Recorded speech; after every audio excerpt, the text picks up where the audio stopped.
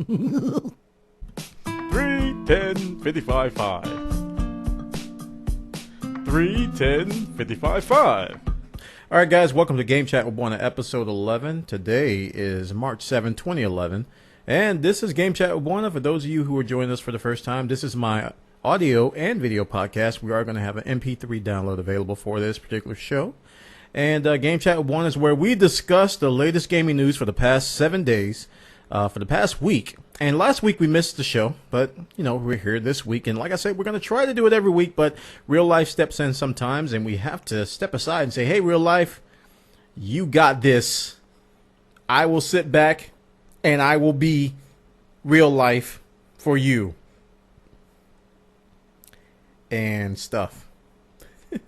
But this is episode 11. We're here at live.bwana.tv and adjusted.tv/Bwana. We got about 60-something odd people waiting for me to talk about stuff, and they ain't giving me no money, but they are supporting me by viewing the ads on JTV, and JTV does give me a cut of the revenue on the advertising, so thank everybody for turning off your ad blockers. I appreciate it, and that money will come back to the community in some form or fashion. I am keeping a tracker at the bottom of the channel. You will see it there, and we will get started right now.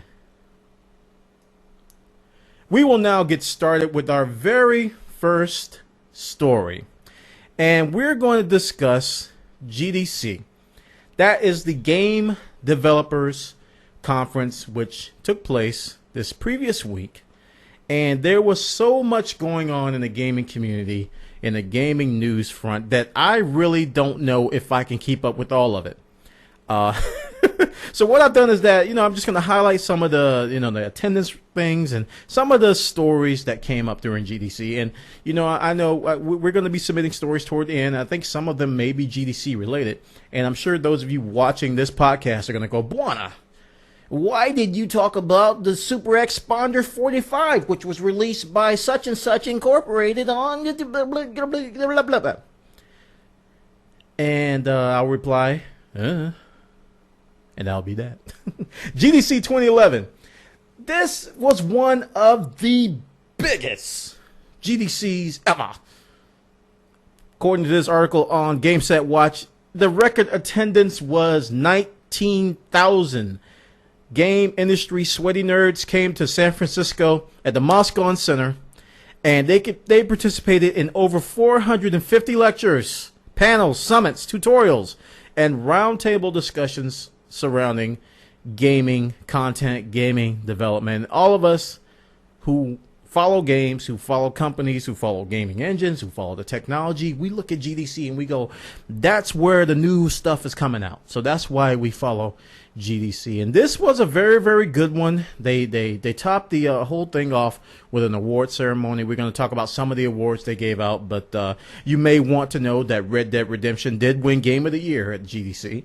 So congratulations to those guys for winning that award. And there's also some awards for some other games that we like. We're going to talk about those in a bit. But GDC 2011 was definitely the hot story last week.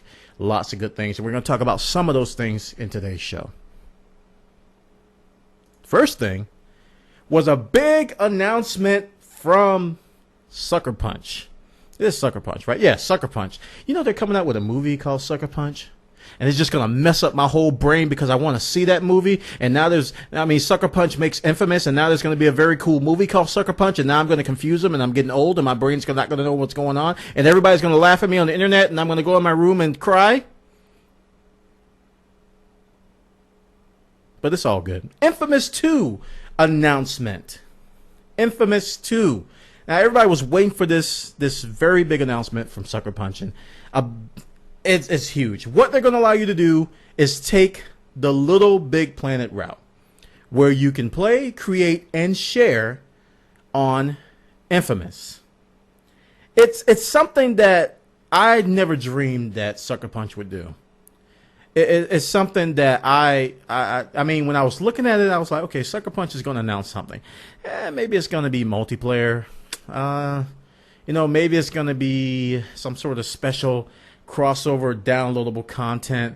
Maybe it's going to be something related to, I don't know, Uncharted. Maybe they're going to have a special Uncharted level or some kind of crossover story. No.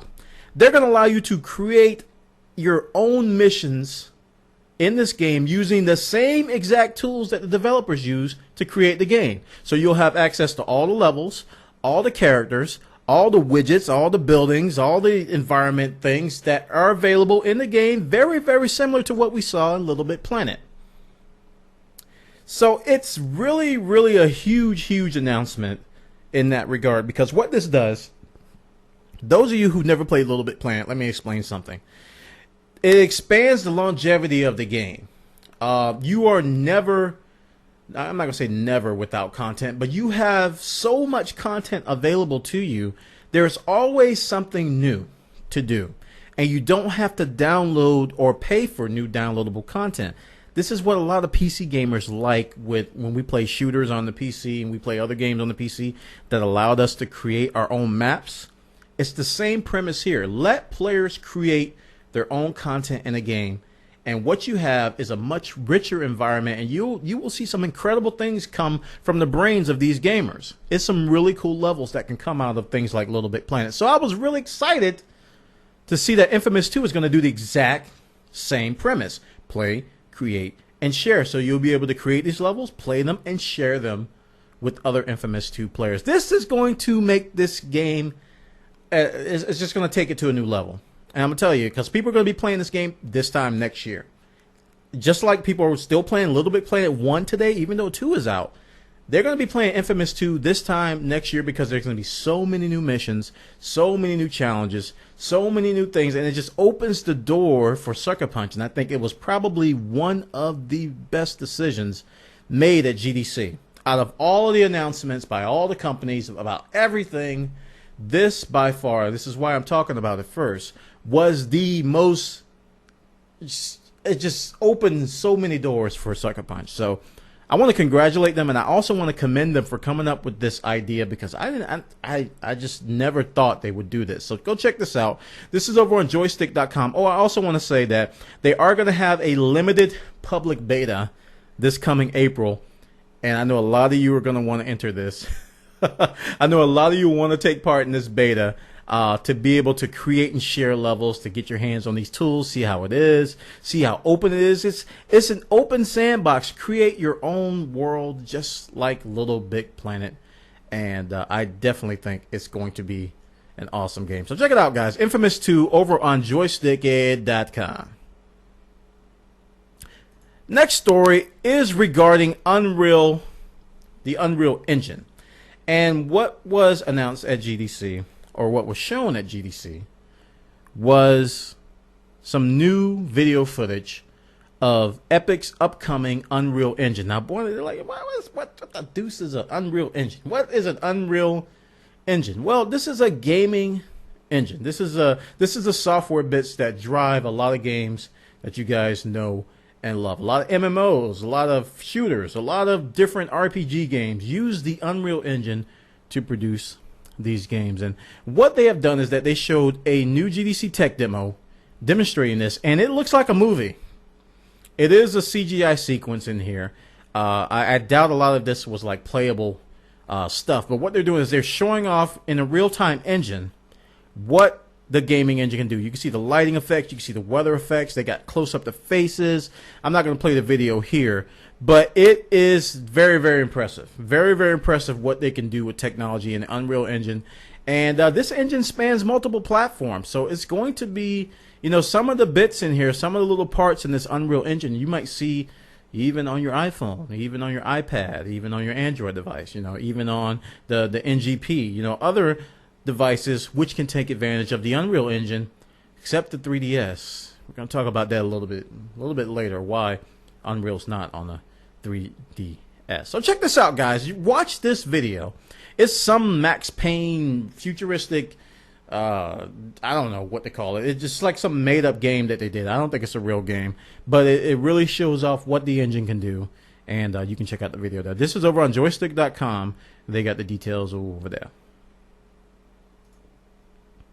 Now we're going to talk about more at the GDC, and one of the games that we follow here at Bwana.tv, Bwana.org, and Bwana.this, and Bwana.that, and all things Bwana, and here.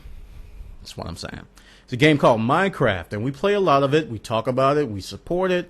You know, we have our own Minecraft servers. A lot of people in our community are here because of Minecraft. It's a very low-tech game. Takes a lot of resources, but it's low-tech. It looks 8-bitish. It looks like, you know, something from the 80s, even from the early 90s. Blocks, just placing blocks and killing blocky monsters, and at first glance it looks like a joke. It's like, you can't be serious. This can't be a modern game. Once you play it, you're like, oh my goodness, you've got to try Minecraft. It's so awesome. I've been playing for 38 hours straight. Oh, I'm gonna build a castle. Oh, creeper blew it up, but I'm gonna rebuild it. Oh, I found diamond. Oh, and you're automatically talking to people about Minecraft, and they looking at you like, this guy is crazy. He don't know what he's talking about.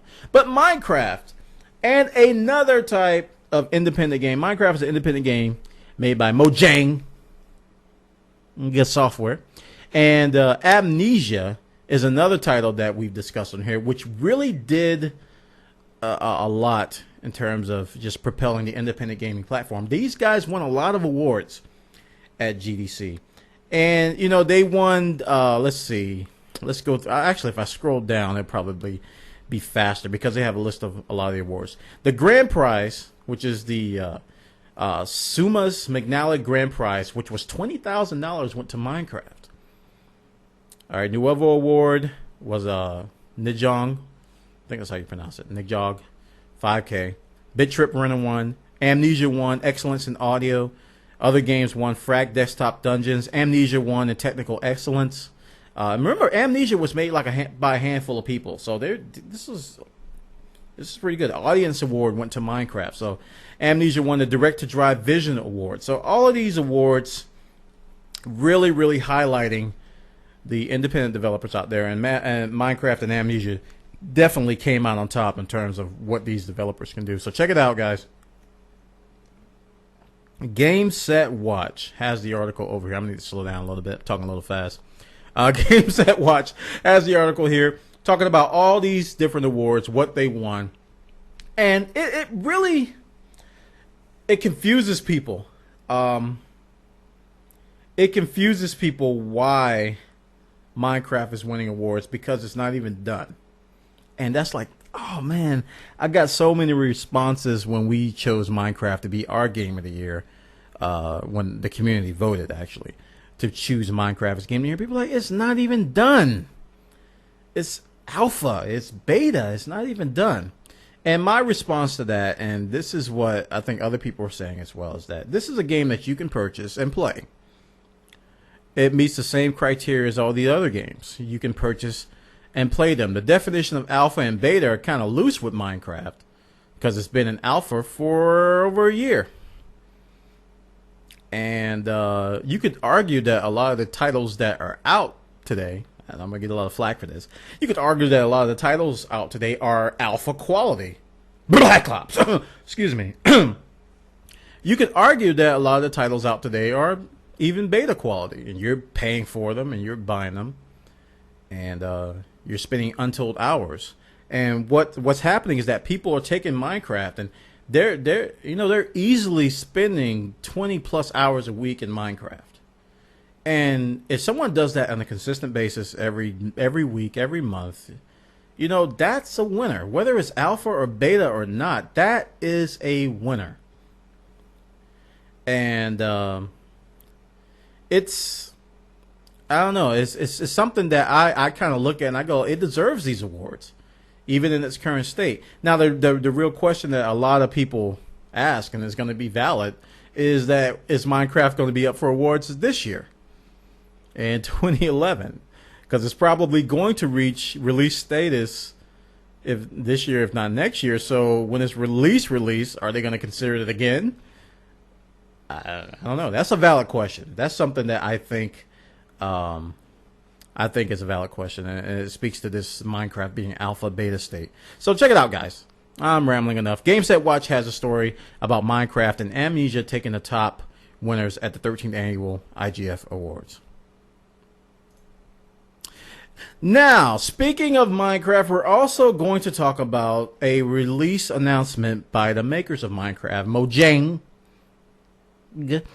Minecraft creators reveal a new game, and it is going to be called Scrolls. Scrolls. And this is not going to be a game like Minecraft.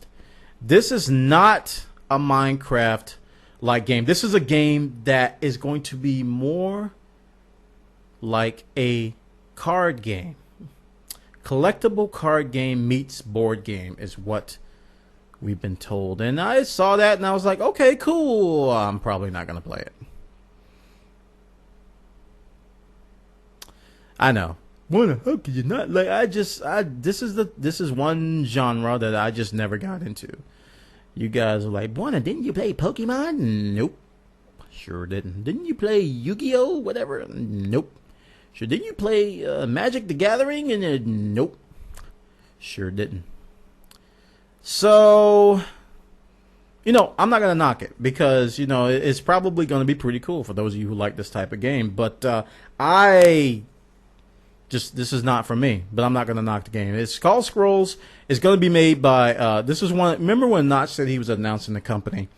He was going to form a company. He got his partner, Jacob, and he said Jacob had an idea for a game, and they're going to form a company to make Minecraft and this other game. This is the other game. It's called Scrolls. So if you want to check it out, this is on Rock, Paper, Shotgun, but if you just search Scrolls on the internet, you'll probably find some things. They got some of the art here. Some other things that are available from Scrolls, but I definitely think it's going to ride the wave of the Minecraft popularity. I mean, people are just going to buy it because Notch is associated with it. So I think Mojang is going to have a hit on their hands, whether the game is good or not. So check it out, guys. Rock, Paper, Shotgun has the details about Scrolls by Mojang and the new game by Jacob. Check it out. So now we're going to talk about Nintendo. Hey, Nintendo. How's it going? It's going okay. Yeah. You guys have heard me on this particular podcast, right, y'all? Called Game Chat with Bwana. Even on, no, I think I talked about it on Bwana.tv. You heard me knock that price of the 3DS. You even heard me knock Nintendo. Talk about Nintendo going, come on, guys, do something different. Do something else. Do something else. Do something else. Do something else. Do something else. So when the 3DS was announced, I was like, okay, it's going to be expensive. You know, the two, back then we were thinking $300 and, you know, $250 to $300. And I was like, okay, that's okay if it does other things besides play games. Because if all it does is play games, I don't think it's worth $250. And people were arguing back and forth. Oh, Bwana, you don't know what you're talking about. I'm like, well, there's the door. You know. But I was very happy to see that Nintendo has announced that the 3DS is going to do a lot more than play games. And this is what I posted on my blog. This is Bwana.org right now. And I wrote that Nintendo answers my plea. And what they have announced is Netflix support.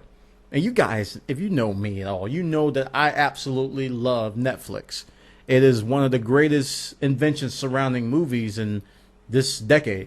You know, it's really, really, especially Netflix streaming in that regard. You know, Blockbuster was renting movies a long time ago, but Netflix brought us streaming movies. And I was really happy to see that they're going to take something other than games and put it in this device. And they're also going to have 3D video recording using the cameras. And I was like, cool. They're going to have a 3D video channel with exclusive content. I'm like, cool.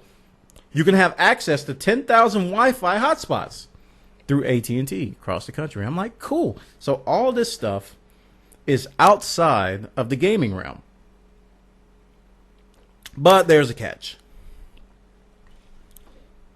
One of the movies I like is Constantine with Keanu Reeves, and he had a saying in that movie, "Always a catch," and I'm telling you, that is so true.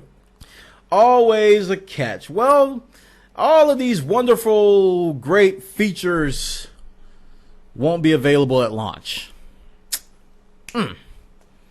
So close. All of these things will be coming soon in the form of a software update. So yeah, you're excited on one hand. Nintendo's doing some great stuff, adding all these different features to the console, handheld console, and you'll see it's coming soon. So it kind of deflates it a little bit. You know, I was like, yeah. Oh.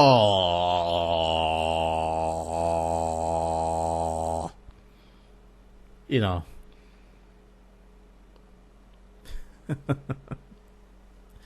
So check the story out. It's over on Bwana.org, my blog. Go to Bwana.org. You'll see it's the latest story. Nintendo answers my plea. I'm happy, really happy. I was pleased with this announcement. It renewed my faith in where Nintendo is heading with this platform. But yeah, coming soon part kind of stinks. Now, the next story is related, in a sense. That Nintendo has basically publicly stated that they reserve the right to turn your 3DS into a garbage DS, into a doorstop DS, into a Frisbee DS if you are pirating software. If you get caught pirating software on your 3DS, they're going to brick it through a firmware update. And the term brick, it's kind of harsh. Let me tell you what brick does, because there's been some loose definitions of what brick is, and some people don't understand, because you can't brick a device and then resurrect it. Once it's bricked, it's a brick. Brick is when you render to the software hardware combination, the marriage between software and hardware on that device just will not work anymore. No matter what you do, it's akin to blowing out your engine in your car. Might as well buy a new car. You could fix it, but you'd have to replace the entire inside. You'd have to replace so much in the engine. It's akin to that. So what they're going to do is they're going to render your device useless. Can't sell. Well, you could probably sell it if somebody can hang it on ornaments on the wall or something. But you hear the term brick a lot with iPhones, with phones. Like, oh, I bricked my iPhone, but I restored it and now it's fine. No, you didn't brick it. Because a brick is a useless piece of concrete or some other type of hard sedimentary combination of dirt and water and some other bonding agents, and it cannot be electronic anymore. So Nintendo will brick your device if piracy is detected. Now, I don't know if Nintendo's going to meet that brick definition. I don't know what exactly they're going to do. They're calling it a deactivation process. So maybe it could be reactivated in some form or fashion. This headline is using the term brick. If they're incorrect, I apologize. But that's my understanding of bricking a particular handheld device. So this is serious, guys. If you are being mischievous, if you're planning on pirating, if you're watching a hacking scene so you can get free games, don't. This is a Bwana PSA. Don't pirate software. Stop it.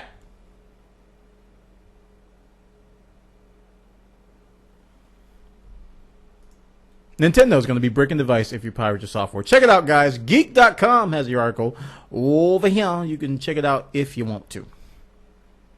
Now, let's move on to the next topic. And this is related to the 3DS as well.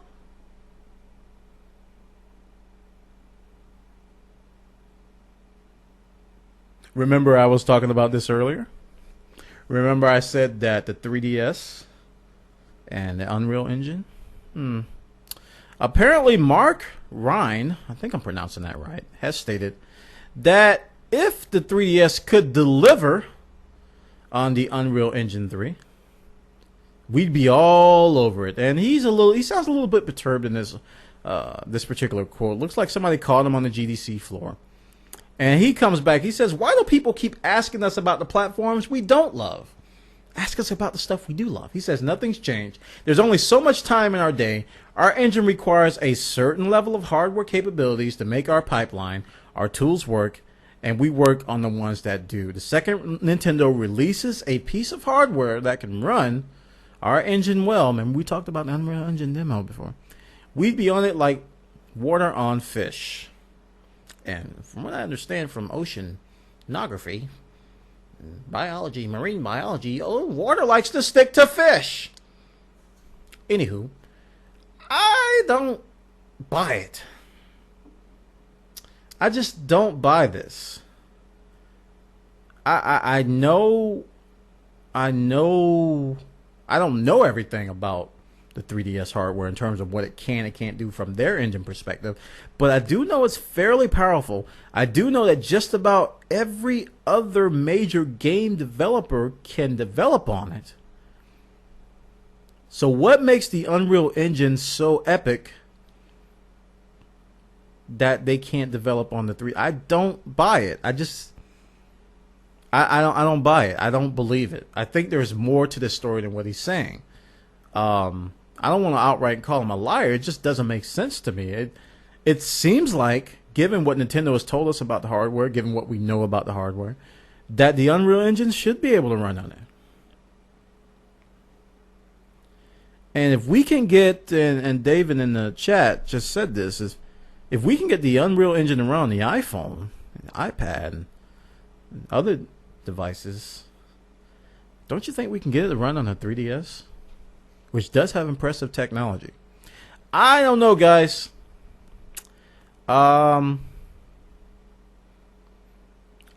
trying to understand this. I'm trying to understand his point of view. He's claiming that it just can't run on it. And I'll understand that if he says, maybe he's taken out of context. I would understand if he would say, well, we don't have enough time and resources to get it to work on there. But to say it's incapable,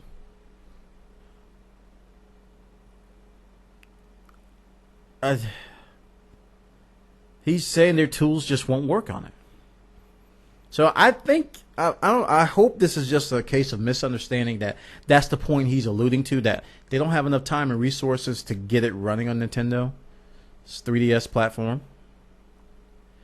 I really don't. I don't buy it at face value. I don't buy it how it's quoted.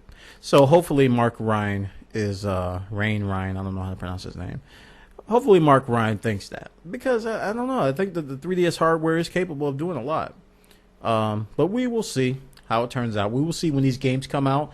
All these new games, all these new announcements surrounding the 3DS. Whether Unreal, the guys over there, will change their mind and look at putting the Unreal Engine on the 3DS. So check it out, guys. This is over on joystick.com. They got the details over there. So let's move on to the next story. And we're going to talk about Socom. Socom 4. This is a highly anticipated title on the PlayStation 3. Socom 4 beta has been dated. That doesn't mean it has a date. Where's your mind? It means that it has a date that is going to be released. Not it has a date. Ugh. All right. Socom 4 beta has been dated. PlayStation Plus members, that's me, will get early access. Now, what are these dates? Check it out. March 15th, which is in about 8 days. A private beta will be amongst the elite gaming community, maybe press, I don't know. And it says, we'll be contacting eligible players soon. Maybe there's a special elite group of players on PlayStation. I forgot the name of them that I'm not a part of.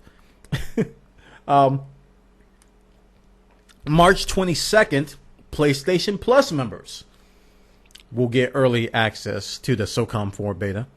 And March 29th, people who bought Killzone 3 will get access to the beta. And then on April 5th, it'll be free to everyone. And this beta is going to run all the way through April 13th. So if you get in on the PlayStation Plus, you're going to have a couple weeks more on everybody else's. Maybe an incentive to get you on PlayStation Plus, guys. I gotta tell you, it's paid for itself in terms of free games and access to these betas. So this beta is going to include what is it? 4? Yeah, 4 competitive multiplayer modes: Suppression, Last Defense, Uplink, and Bomb Squad, which are going to be playable on 2 maps. That's Port Authority and Assault and Battery. So check it out, guys.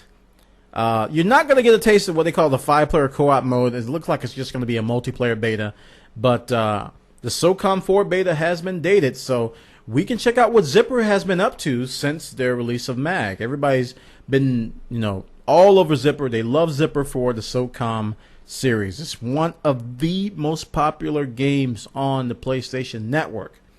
It was to this day, so many people still, even with their hate for the game, they still play Socom.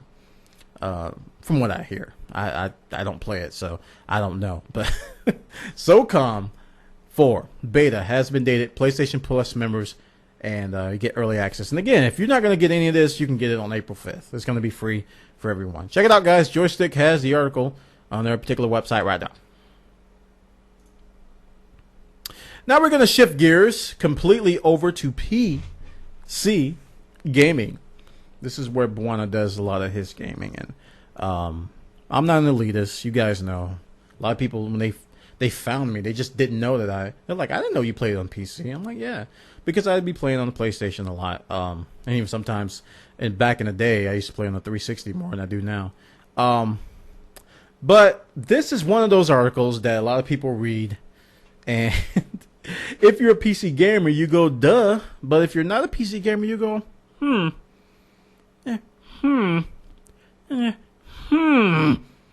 Apparently, the PC gaming industry showed a huge growth in terms of money in 2010. Exact numbers from the PC Gaming Alliance is of more than 16 billion. It said 2010 was a big year for the PC video gaming industry. They report revenue growth of 20% over 2009. Basically an overall market value of 16 billion. 20% increase over the previous year. That's pretty big, guys. Year over year, 20%. That's pretty substantial. And the article goes on to say they're not going to talk about the obligatory PC gaming is dead, mantra that a lot of people seem to say, but apparently it hit a value of 16.2 billion. The market did in 2010. China was the largest and fastest growing market, putting up 4.8 billion in revenues for the year. And US, UK, Japan, Korea, Germany all showed a combined revenue of 7.3 billion in revenue. So it looks like China really took off on PC gaming. And this did include apparently digital distribution like Steam, which I always talk about, and we're going to be talking about today, and direct to drive. And we always argue with a lot of people who go into GameStop and they're like, I don't see any PC games. PC gaming is dead. I don't see any PC games anywhere. And we're trying to tell a lot of people that a lot of the PC gamers today are moving towards digital downloads. They're moving towards buying games online and downloading them to their hard drive and playing those games on their PC. So a lot of gamers are doing that. And we just talked about independent games like Minecraft and Amnesia and Magica. I've talked about that before. All these independent games, these little $10, $20 games that people are buying and spending hours upon hours upon hours. I mean, you can go out and get a $60 game, and people just will not spend as much time as they spend on these $20 games. So these are very, very, involved games that seem simple, but they have some pretty deep gameplay. And I'm a big proponent of PC gaming. Sorry about that. I'm a big proponent of PC gaming. I always talk about you don't need a lot of money to get started. It doesn't require $2,000 hardware like a lot of people say. And it's pretty cool. And this article goes on the quote that says that the spotlight has definitely shifted back to the PC gaming market. This is the PC Gaming Alliance president, Matt Plohia. Says large game publishers are looking at digital revenue. This is Steam and Direct to Drive on the PC game platform. And Blizzard has a digital game store, and even EA has a digital game store. So a lot of these companies are getting the picture. They have a digital game store built in. World of Warcraft and StarCraft, these are big digital games that you can buy online. It says large game publishers are looking at digital revenue on the PC game platform as one of their key areas of growth, and it is clear that the performance on the PC game market in 2010 is resulting in substantial investment money flowing. So people are investing into the PC gaming market. It's a lot of money coming in. So this is apparently what this guy's saying. It may not have a lot of numbers to back it, but he's very confident. But the report that he's referencing says that a compound annual growth for the industry of 9%, hitting $23 billion by 2014. 2 years, $23 billion. That's a lot of clams.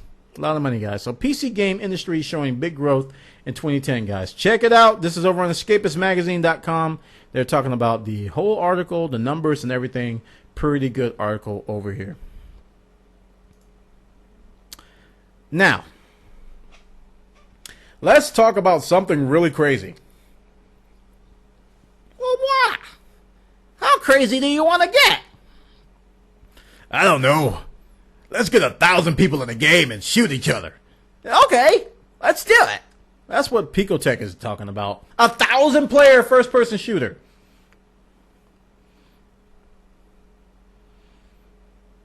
Enter Vegeta joke now. Vegeta, what does the scholar say about the player limit in this game? It's over 9,000! What, 9,000? There's no way that can't be right, can it?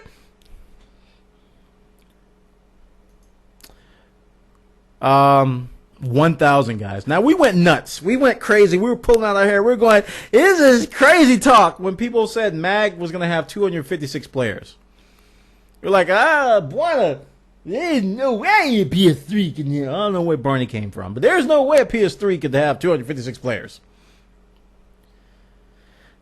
Picotech's going for a world record, guys. Check out this article. They're talking about that they're going for this. They haven't done it yet completely. They said they're going for 1,000 players on the same shooter with everyone on the battlefield able to shoot everyone else.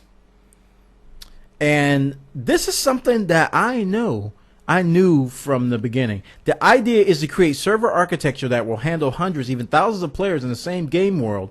They're going to be calling them cell servers. But here's the kicker.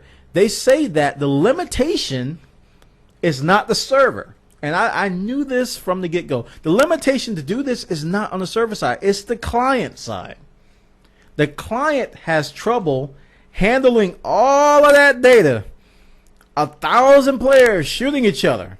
The client can't handle it. The server is fine. So we're like, well, go ahead. Play. I can handle 1,000 players and more. And the client's like, nah. I can only see 500 people. Then I'm going to crash. I'm out of memory. So this is a very, very interesting article. I really hope they pull it off. It's definitely going to help every single multiplayer genre out there. Every single multiplayer genre out there could learn from this, whether it be the client side technologies used, the tricks they use on the server side to basically squeeze out as much power as they can with existing hardware. I'm rooting for them. Picotech's 1,000-player first-person shooter. I'm rooting for them. I hope they pull it off. Check it out, guys. This is over on rockpapershotgun.com. They got the details over there. Now, let's talk about something a little bit serious. This is something very serious. And this is why a lot of people don't like to use the digital distribution platform Steam. One of the hugest problems on Steam. One of the biggest problems on Steam is that people get their accounts hacked daily. It just is. People get they use social engineering to get people to reveal their email address, their questions and stuff. They use, hardcore hacker programs to hack into somebody's computer, put a keylogger on there and get their password. A lot of different people get their Steam account hacked in some form or fashion, and it's detrimental. You might go, well, why don't they just get the company to reset their password, blah, blah, blah. When someone has control over your Steam account, they can download and play every game that you have bought on Steam. They can go in and they can cheat, they can hack, they can do whatever they want, get you banned on every game that you have if it's multiplayer, and then leave. And you're left with this account in this terrible state, and you're like, and it's like you got thousands of dollars invested in these games, and they're all gone. So what Valve has announced at the GDC is a new program called Steam Guard. What Steam Guard will do is take advantage of some new hardware security features that are available on some of the later hardware out there on your PC. And it will marry your Steam account to your your hardware. It's going to marry your computer to your hardware. And it's basically going to say if this is not the right computer, you can't log into Steam. It's going to basically tie your Steam account to your computer. Now, this is, like I said, this is only available on some of the newer hardware conditions or the newer hardware configurations out there. A lot of the old stuff doesn't have this. So not everyone out there can use this. But it's something that I applaud Valve for taking a step towards it, because for 5-6 years now, it seems like they haven't done a whole lot to stop it. A lot of people wanted authenticators. I have my authenticator here for, I don't think I have it on my desk.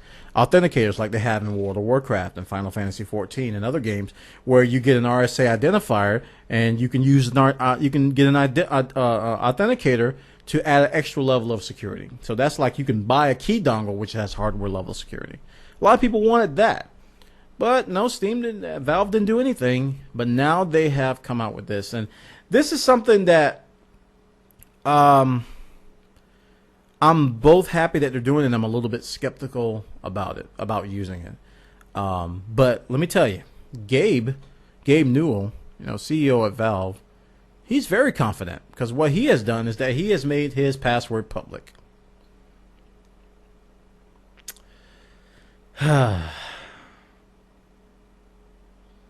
Gabe. Can you learn from what's the guy's name who he made his social security number public and then he got his identity stolen? It's like a dare. Hackers probably saw this and they were like, okay, this is cool, maybe we'll try to hack it. And then he makes his password public. It's like, oh, well, since y'all put it that way, I'm going to try to crack it anyway. And I think that's what Gabe wants. He wants the hackers, he wants to provoke them to try to break it, try to get in it. I wouldn't have done that. If I was the head of a company, it's just the security in me. I would never publicly state any password I have. Oh, to anybody. Oh my gosh. But even this article says perhaps this isn't the best publicity stunt to employ. The theft of the Half-Life 2 source code was called easy by the man responsible, blah, blah, blah, blah, blah. Oh, they even talk about it here. Newell's ploy mimics the one used by LifeLock. That's what I was talking about, LifeLock. And the guy put out his social security number, and actually, his identity has been stolen at least 13 times. Oh, Gabe. Well, I really hope it is a success. I hope things go well with this, but I gotta say, guys, this is a move you just don't do. No, I mean, you can have aggressive internal testing. You can put out go to one of the black white hat conferences and put out a bounty. That's a good thing to do. Put out a bounty. Say, we'll give you $2,000 to hack our system. That's a great way to test your security. Go to a black white hat conference and put out a bounty. If they compromise his account, who knows what else they'll do? Might just delete everything and laugh. Anyway, check it out, guys. Joystick has the article over there. Check it out. So that concludes all the stories I have for Game Chat with Bwana. And one of the things I want to do now is introduce a new system we're going to do here at Game Chat with Bwana. Instead of taking gaming links from the chat room, we decided to take links on our forum. if you want to sign up for our forum, go to bwana.tv/forums. You can see it above me here. And sign up. And sign up is a different process than it was before. It's pretty easy. We're using Zenforo Forms, a very cool piece of software that I paid for out of my pocket. It's not cheap. But Zenforo is up here. And utilize our forum. We got a bunch of cool stuff up here. But on our Bwana.tv section on the forum, there's a game chat with Bwana episode 11 links. This is where I put the links to my stories here. And people have already posted links to stories. And I'm going to refresh this. And we're going to talk through this particular list of links and not from the chat room. So here we go. First story comes from Spartan 1175 on the forum. He's talking about a GameStop lawsuit. So we're going to bring that up now. And basically, GameStop has been smacked with more used game lawsuits. I haven't read all these, so just bear with me, guys, as I read through this. A new class action lawsuit has been filed against retailer GameStop this month, alleging the retailer is deceptively selling used games that advertise additional content to its customers. So the suit is saying that the games are advertising like you get DLC or you get extra suit or you get something in the collector's edition, I guess. The suit is centered on the issue of selling games that contain one-time use codes. So this is one of the things that EA was fighting against when they did their online pass. They say you have to buy a new game in order to get this DLC. But if you buy the game used, the code is no good. Apparently, GameStop is being sued for misleading customers for not telling them that. I don't know how much. I don't know how legitimate this is. I don't know.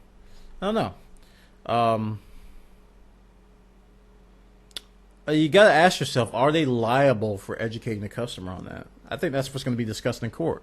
Are they liable for telling the customer every time they buy a used game that, if you buy the game new, you get this, but if you don't buy it new, you don't. It falls into that, maybe that customer education thing. It's like buying a shower head for your shower and it doesn't fit, But, some things you just have to know beforehand. So it's going to be that shady area. I know personally, as a person who is educated in these things, and I talk to people about these things, I don't think they'll win. I don't think the lawsuit is going to win. I think GameStop's going to win this because it's. I don't know what level of prevention they could do.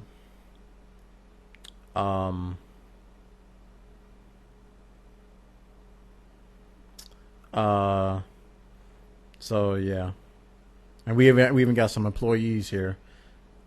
Basically, there's a prompt on the screen that says about the DLC code from GameStop. So I guess we don't know. I don't know, but I do know that this whole idea, let's stand on the soapbox. This whole idea of these DLC codes, all this little petty nickel and diming, should be outlawed. I can't stand DLC. I just can't. I hate it. Everything about DLC I hate. Just get rid of it. Let's go back to expansion packs. Expansion packs rocked. Anyway, good story. Spartan, thanks for sharing. Moving on to Guy 19,900. PS3 hacking case. Sony gets downloaders information.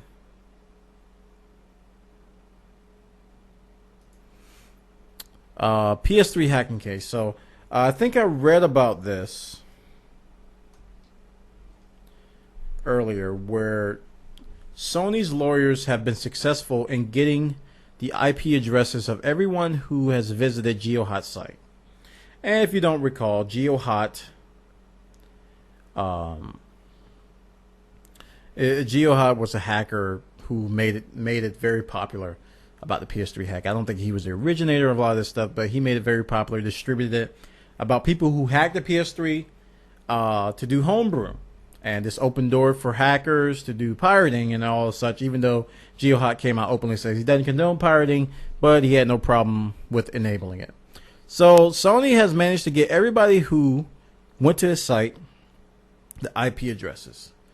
So Sony's very, very, very, very serious about this. Very, very serious. And I even read a article today before Bwana, Game Chat with Bwana. There's an article where a guy he has published a new CPU hack, or he says he's going to publish a CPU hack, and this is what he says. He says, I know I'm probably going to get sued by Sony, but I'm going to fight them until my last breath. And I came on the stream and I openly called him stupid. I said, why would you ruin your life over a video game console?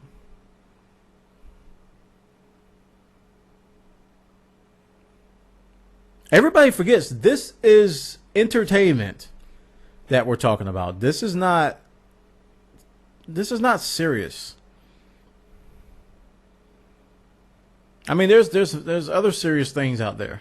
There are much more serious things out there. Like, oh, it's the big company, it's Sony. We can't let the big company. This is a video game console, man. You just have to take a step back and say, hey, this is a video game console.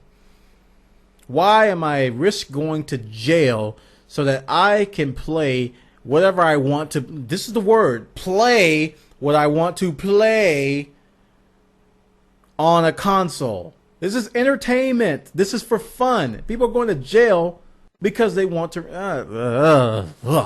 It's just stupid to throw your life away for stuff like this. But hey, it's his prerogative, his choice. But apparently Sony's cracking down. People are daring Sony. They're saying, we're going to take it to Sony. Well, Sony's going to take it to you too. This is you kick the sleeping giant, he's going to wake up. I'm not going to. I ain't going to try to defend Sony. This guy, a lot of this stuff was provoked.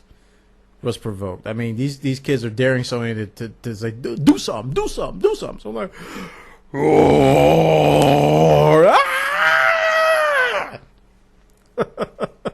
the sleeping giant has awakened. Check it out, guys. Good story from Guy 19,900. Okay, we're going to move on to a story by FishTwit. Gears of War 3 beta early access begins April 18th. This is on 1up.com. Gears of War 3. We were talking about this on the chat. We were talking about 360 exclusives and the lack thereof. Specifically, we were talking about the lack thereof, and everybody's looking forward to Gears of War 3. This is one of the biggest titles left on the 360 that everybody's looking forward to. So those who purchased the Epic Edition of Bulletstorm will be able to start playing on April 18th, which is coming very, very quickly, guys. We're approaching the middle of March already. Seems like we were just saying Happy New Year, right? And the middle of April is when the guys who bought Bulletstorm can play. Team Deathmatch mode will be available on 4 of Gears 3's new maps, Thrashball, Checkout, Trenches, and Old Town. On April 25th, the full beta will kick in effect for those who want to get in through other means. Has anyone noticed, let's take a step back for a second. Has anyone noticed that we're seeing a lot more betas and a lot less demos?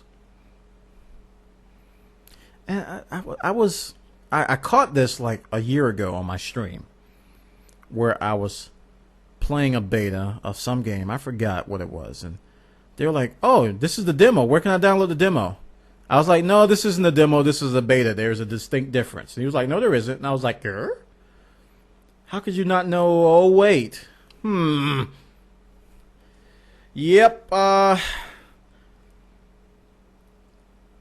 And it's something that's really becoming apparent. And I think I talked about this on Bwana.org radio. And a story that came out that EA was talking about charging for betas.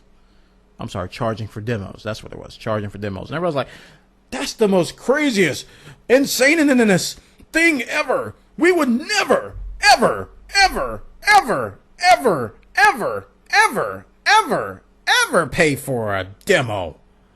Are you nuts? And you know what's happening today is that we are pre-ordering games. We are even buying games like Bulletstorm, like Killzone, to get access to a beta of another game. I even saw it on JTV. Some of the JTV streamers were like, I just bought Bulletstorm to get in the Gears 3 beta. And I'm like, blah, blah, blah. Why would you pay for early access? Now let's educate a little bit on this. Betas, back in the day, you know, in software testing, betas were a relatively stable build of the software that could almost be considered release candidate, but they wanted to get user feedback. There were open betas and there were closed betas, depending on what you want. You want to get user feedback, and you want to fix last-minute bugs. You want to get user interface issues. You want to get user response times. You want to get performance metrics. You want to get all these things that are last-minute, but you would pay testers to do this. You would buy, I mean, some people outsource the testing. They have internal QA groups. There's combat testing out there. They do testing for a lot of different companies. You outsource testing. Now people, instead of being paid to test betas, we're paying the companies to test for them. And I don't know if a lot of people know this, that you're actually paying a company for what they should be paying you for. All because you're excited about the game, you want to get early access. Now, granted, beta testers today are not great beta testers. I think a huge percentage of them don't even write one bug up, don't submit any feedback. So I don't think the company's getting a lot out of the beta like they usually did in the past. But the mindset today is that beta equals demo. So when you get a beta, you have one crowd that says, hey, it's just beta, it's not done yet. Then you get these other people that don't know the difference. They're like, oh, they're not going to change anything between the beta and the release. It's just like a demo. You know, you get these arguments of the two mindsets and they don't agree. So, and I agree, Coggleson, they should be paying us to test. I'm a former tester. I mean, that's my career. I deal in testing. And quality is important. Hey, look at these games that are getting bad marks for having bugs. I mean, if you have a smooth release, you generally get good marks if your gameplay is solid. But if you got a lot of bugs, you're going to get a lot of dings, unless you're Black Ops.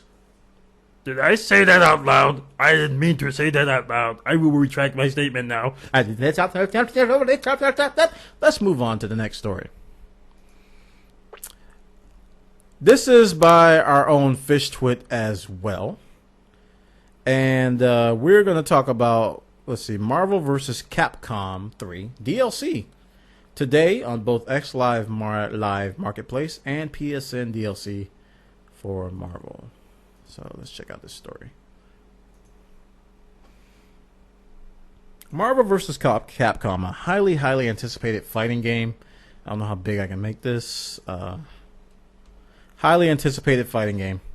Where they got a bunch of Marvel characters and Capcom characters. Did I say DC? I meant to say Marvel vs. Capcom.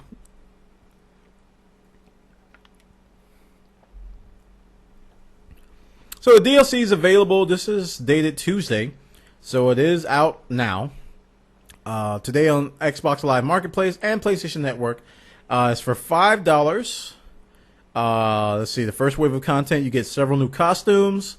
You get a new mode called Shadow Mode. You can play offline against copy shadows of teams controlled by professional high-end players like Justin Wong. Pretty cool. This is something that Capcom has been thinking of adding in their fighting games for years.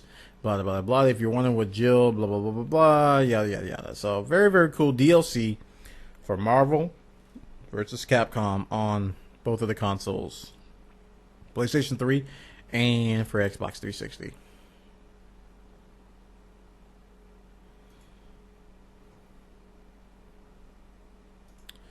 Okay. Next story is from Mega KB.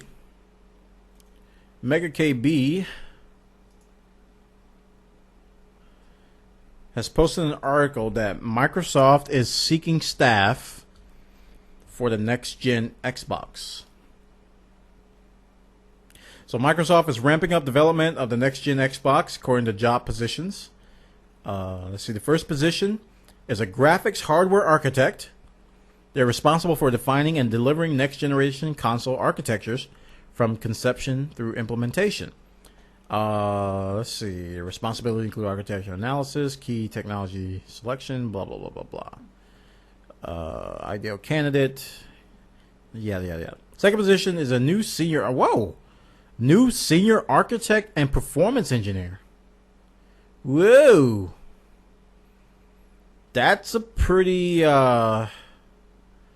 hefty title. That's not a lowly coder, guys. This is someone who's in charge of it. In charge of some very, very important things. So when I read this just now, while reading this, my first thought is, why don't they have these in place already?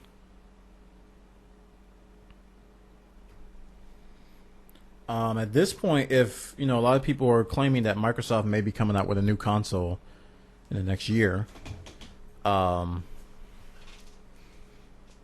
if they don't have a performance engineer or a senior architect yet, I think it's more than a year off. I mean, think about it. The Xbox 360 dev cycle was what, 3 years? 3 years? I don't remember exactly what it was. It was a pretty long dev cycle from conception. I think they started before the first Xbox, actually, if I remember correctly. I don't quote me on that. I don't remember. But it's got to be more than a year to design a new next-gen console from scratch. Even if it's not from scratch, if you're taking on a new position like a senior architect and performance engineer, and you got a graphics hardware architect coming on board, Ooh.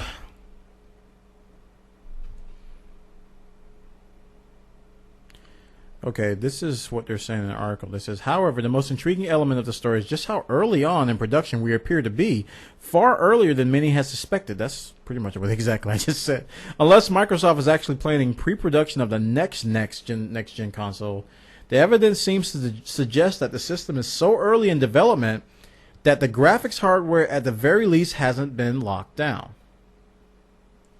That's pretty much what I was saying, but they said it in a much better way. I thought they'd be much further in the development cycle. Great article. Thanks for posting that. That's definitely something to think about, Mega KB. All right, let me refresh, make sure I got new articles here. This is from David, the Geek. Fox News attacks Bulletstorm, says violent games lead to increase in rapes. Yeah, this is borderlining on controversial, but we'll look at it.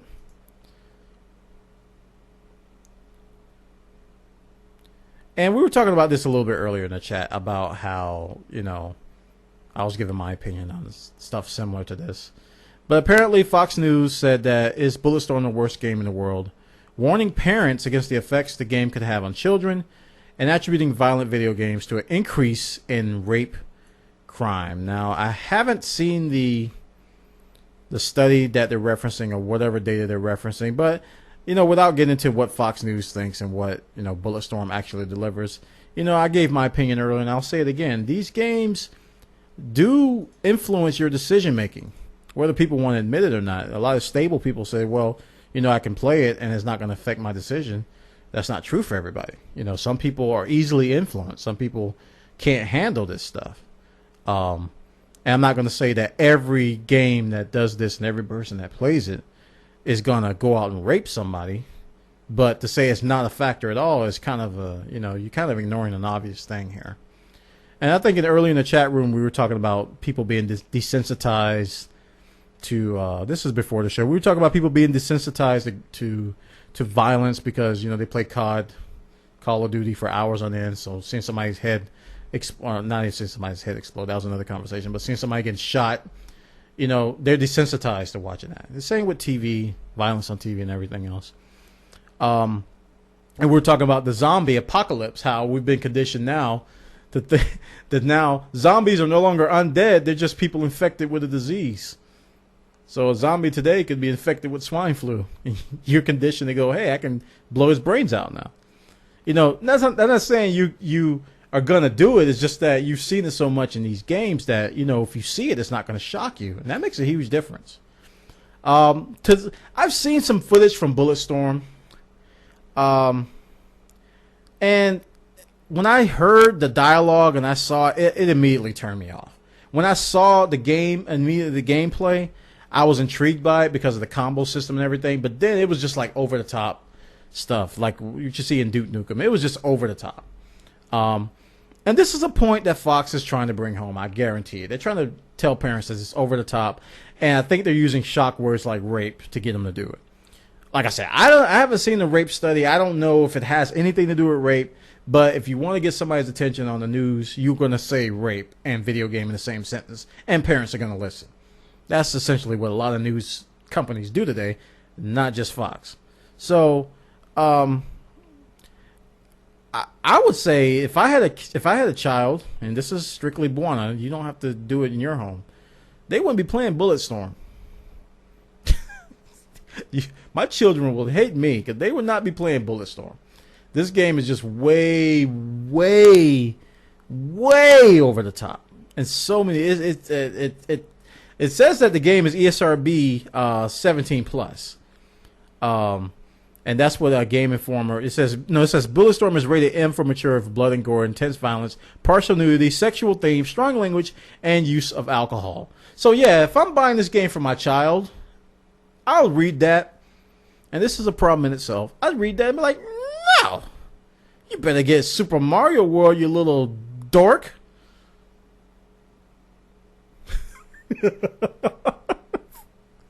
I mean, parents don't read the ESR. I applaud the ESRB ratings. The ESRB ratings are great because they're a lot of ways they're very accurate. They tell parents what's in the game, and what to expect from the game, and why you should or shouldn't buy the game. And parents don't read it, or they don't care. So you come out, you get these kids who are playing these games that are not marketed towards them, or maybe they are, and that's another argument. And they're exposed to all these different things that I don't think they should be exposed to at an early age. So, you know, it's somebody who plays this game, they might be influenced by it, not like you are. So, like I said, some people are very easily influenced, and you can't discount that. And that's why they have the ESRB in place. People don't follow it, and this is what happens. All right, guys, check it out, PCGamer.com. Now let's move to the next article. Ron Gilbert would love to see an updated Maniac Mansion. This is from Emrindale. What is this about? This is one I haven't read yet.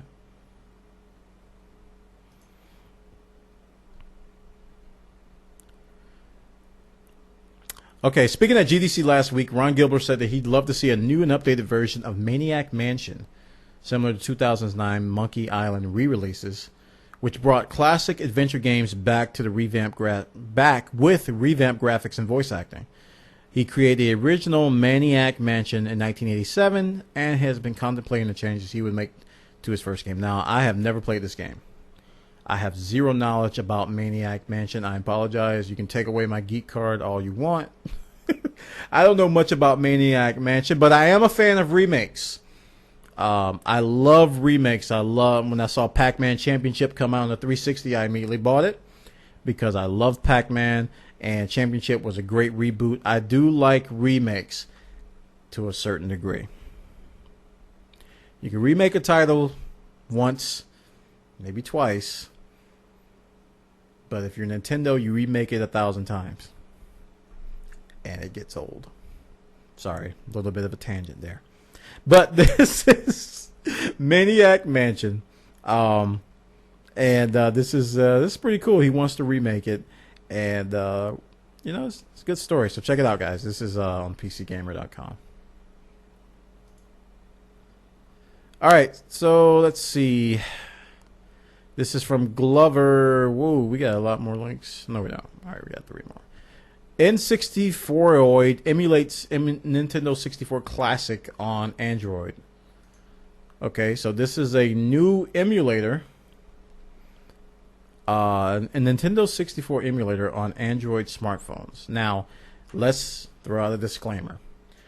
The general disclaimer and legality of emulators is that you own the game. So if you're going to buy an emulator, use a ROM, you have to own the game. If you don't own the game and you're downloading ROMs, that is considered a violation and you can get in trouble for that. A lot of people think you can't, just like with the Sony story, blah, blah, blah, blah. It's mine. I should be able to do what I want to do, blah, blah, blah, huff, puff, whatever. That's the standard law surrounding emulators. So this is an emulator for the Android platform. The Android platform is no stranger to emulators. Blah, blah, blah, blah. Runs at a surprisingly stable frame rate for N64. I know a lot of you going, oh, can I run Legend of Zelda, Ocarina of Time? Can I run GoldenEye on my phone? Well, apparently you can. This is a Nintendo 64. Oh, this is very cool. You can pair a Wiimote with the device, which is what this guy in this video is doing. Oh. Okay, I'm just looking at the screenshot. And the first word that comes to my mind is why.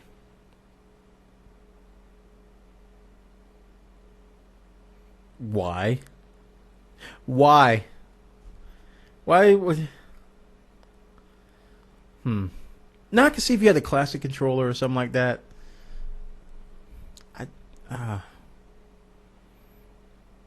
Okay, that's cool. So yeah, I can unscrew a light bulb with an elephant foot. That's cool. Hey, some people like to unscrew light bulbs with elephant feet. Hey, I'm not gonna knock them for doing that. Hey.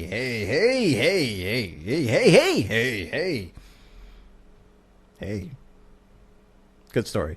N64 emulates Nintendo 64 classics on Android smartphone. All right, here we go.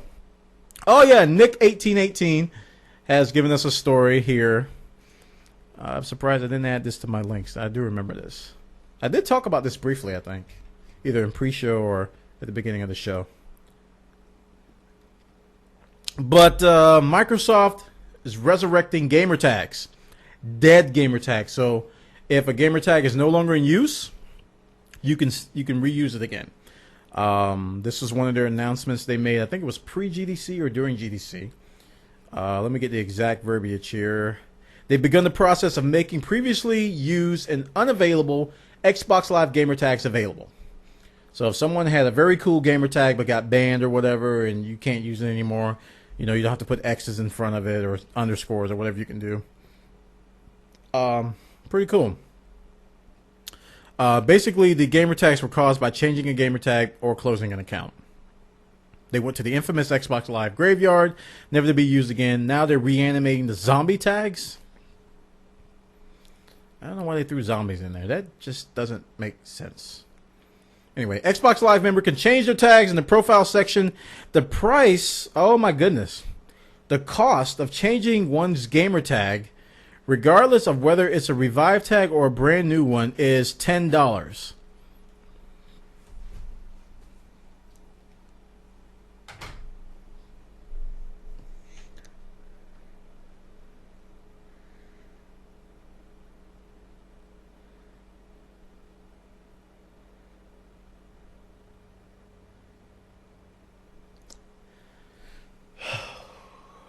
Man.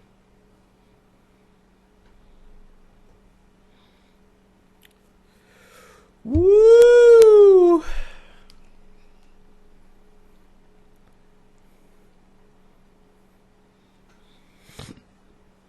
Oh, man. Let me read that again.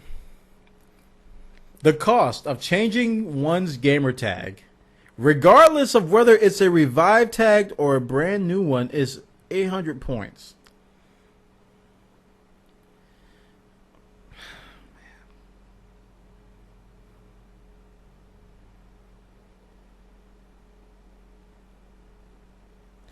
Okay. What's sad is people are going to pay it. Thank you, Microsoft, for giving us access to dead gamer tags. Can't say I agree with the price, but hey, people pay it, you'll charge it. Okay, we're going to go to Cognizant. First all-female video game company, Silicon Sisters, focused on gaming. Let's start that over again. First all-female video game company, Silicon Sisters, focused on developing games for non-gaming women. Let's check this out.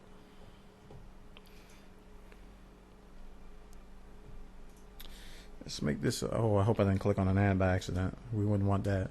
Silicon Sisters. Are they real sisters? Are you real sisters? One of you is blonde, the other one is somewhat blonde. Anyway, CEO Brenda Bailey Gershovich and COO Kirsten Forbes of Silicon Sisters discuss aspects of their game in their studio in Vancouver, BC. It's Canada. Okay. In the gaming world, certain narratives drive popular, blah, blah, blah, blah, blah. This is an intro reading here. Brenda Bailey Gershovich and Kirsten hope to ride to the rescue. Last July, the two sisters, Silicon Sisters, they're not sisters, the first game development studio in the country owned and run by women. It is unique in its mission to design games for young girls from a female perspective. Their first game, School 26, launches in early spring on computer and portable Mac devices. It's a role-playing game in which players act as a high school student who helps peers with personal school-related problems. Doesn't that sound like Persona? It's like Persona without the powers. School 26. Okay. This is okay. This is cool that they're marketing a somewhat untapped market. This argument comes up a lot about how video games are not marketed to girls, to women. And there's even a camp of women gamers who say they shouldn't be. A lot of them, they're standing on that, whatever you can do, I can do better kick. Others are just saying that, hey, if we can play it, let us play it.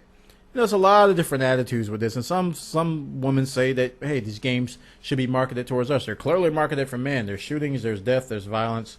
And my comeback to that is that this is why a lot of women play MMORPGs. There's a lot of skill involved in these games, but it's a different kind of skill. It's a different kind of fun.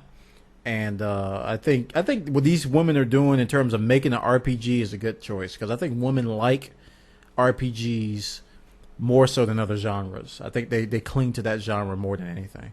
That's just my opinion. That's what I think. I haven't done any studies. I don't know many women gamers, so I don't know. But it's good to see that they're doing that. Now, what's going to happen if some boys want to play this? Because there's some guys who play Persona, and it sounds just like Persona. Are they going to get called wimps? You play video games like a girl!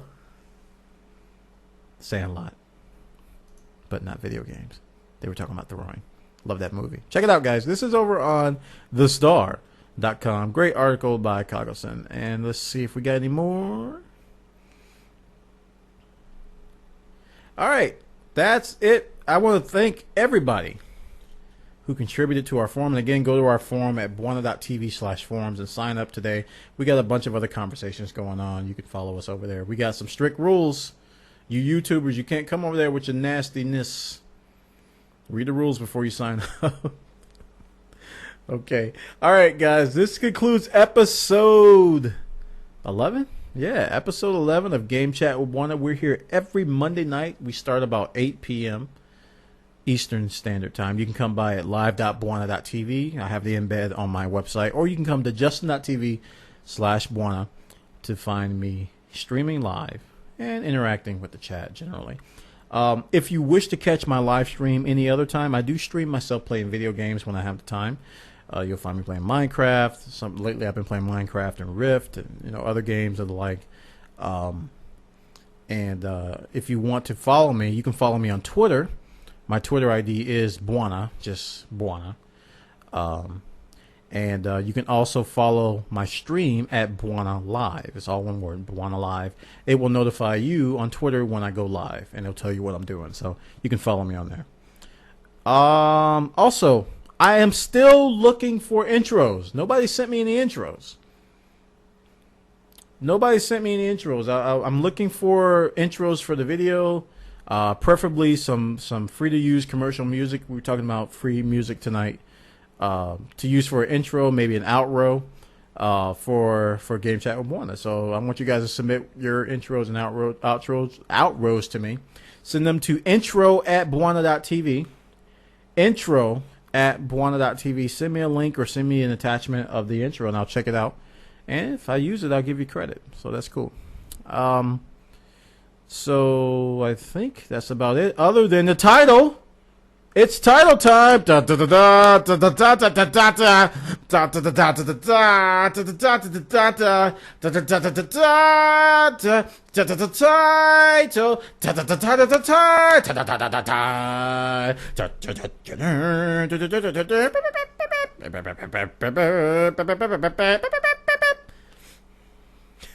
Everybody's saying 310-55-5. All right, everybody watching on YouTube on Bwana.tv, you have no idea what they're talking about, but there's probably going to be a clip of some crazy guy on the internet making a song out of 4 numbers. And this guy is certifiably crazy. You know, they probably should lock him up in a padded room and give him a Nintendo 3DS to stare at, but they won't. He just made an entire song around 4 numbers. They really need to knock him out. Okay. So we need a title. The 3DS won't get real. The 3DS won't get real. Let me get the stories up so I can remind myself what we talked about as well. Steam Guard your 3DS Unreal Engine. Okay, there we go. Good titles.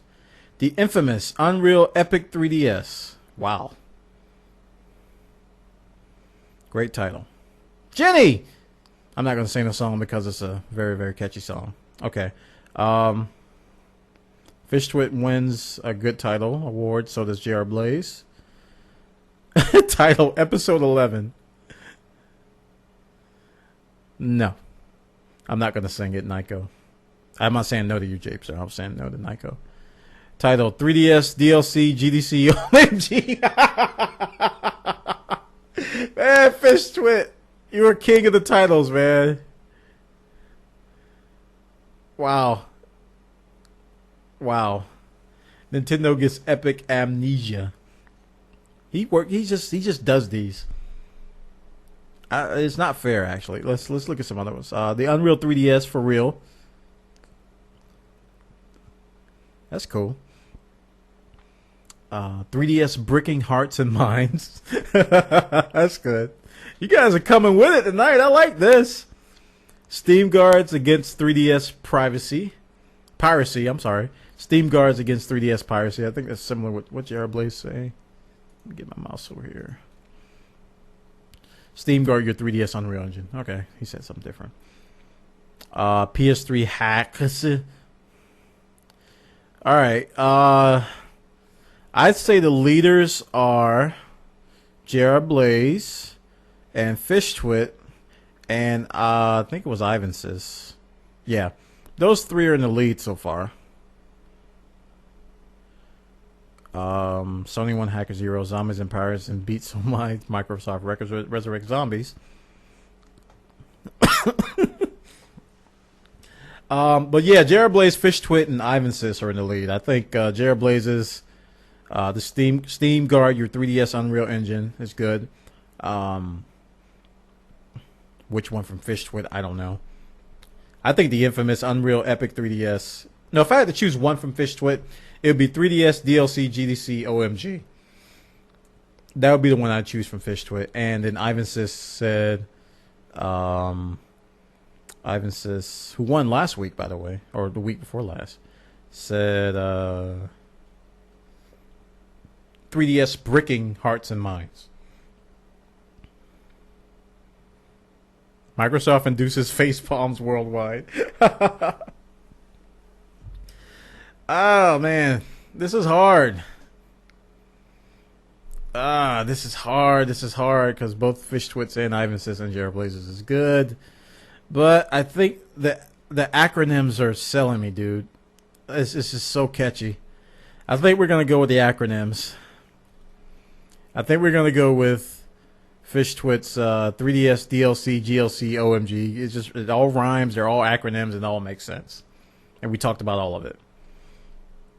So, congratulations to Fish Twit. I'm gonna pick that title. That one is definitely the best that I like from his list. Although you guys did a great job tonight, I commend you all for your titles. This is the best list of titles I've seen since BDOR, One Out of Work Radio 200 and something. It's been a while since we had this many great titles. All right, guys. So we're gonna go with 3DS, DLC, GLC, OMG for our title, and that concludes episode 11, guys. Game Chat with Bwana. We're gonna sign off now. We're approaching 2 hours, pretty fast. I apologize for not casting last week, and we're definitely gonna do it. Guys, I commend you. I'm not commend you. I asked you to sign up for our forums. I checked that more than I check my email now in terms of getting feedback from the community. If you're sending me YouTube messages, I don't check them. The system is horrendous. If you're sending me emails, I do check those and I reply where I can, but go to our forum, sign up. It's a great way to communicate, with you guys, get feedback on the shows, get suggestions, even post links and stuff like that. So go to bwana.tv/forums. And that concludes episode 11 of Game Chat with Bwana. And I want to thank everybody for coming by. We're done. We'll see you next Monday, same time, same station, at 8 o'clock p.m. next Monday. Bye-bye, everybody.